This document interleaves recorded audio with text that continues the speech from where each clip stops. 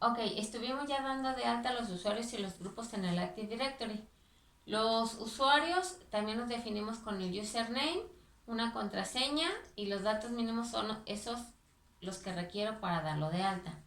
Ahora, recuerden que los permisos son los que yo le asigno en cada una de mis carpetas, archivos, recursos y son listar, leer, escribir, modificar y control total y estos son acumulativos.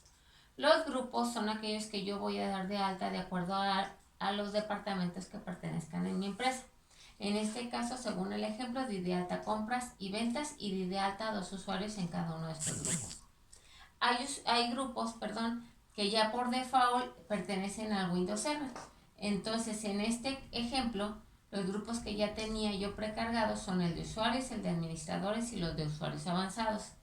Recuerden que ya les había comentado que en el grupo de usuarios, por default, cada que yo doy de alta a un usuario, pertenece a este grupo. Por consiguiente, todos los usuarios ya pertenecen a este grupo.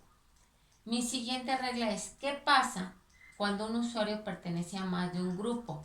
¿Qué permiso es el que va a quedar definido sobre esa carpeta? Vamos a ver el siguiente ejemplo. Yo tengo en mi carpeta que se llama mi empresa y yo defino que el grupo, recuerden que aquí es quién y qué permiso. Yo voy a decir, el grupo de usuarios va a tener permiso de control total, pero yo también quiero que aquí el grupo de ventas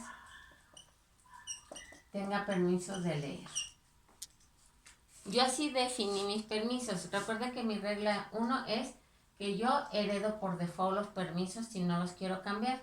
Entonces, si yo los dejo así, por consiguiente todo lo que esté dentro de esa carpeta va a tener los permisos de la carpeta inmediata superior. Mi regla número 2 es, en el momento en que yo quiera cambiar el permiso, yo desheredo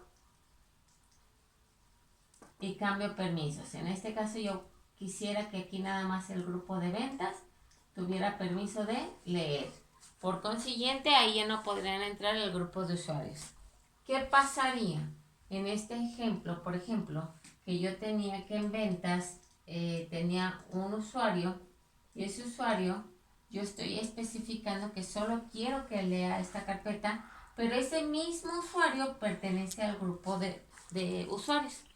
El mismo persona pertenece a los dos grupos y esa misma persona tendría permisos diferentes dependiendo del grupo en el cual se encuentren. Entonces, cuando yo tengo un usuario que pertenece a más de un grupo, el permiso definitivo que va a tener va a ser el de mayor jerarquía. Por consiguiente, si el más grande es control total, este usuario sobre esta carpeta, al pertenecer a los dos grupos, tendría el permiso de control total. Entonces, mi regla número 3 es, si un usuario pertenece a más de un grupo, el permiso que va a tener NTFS es el permiso más grande.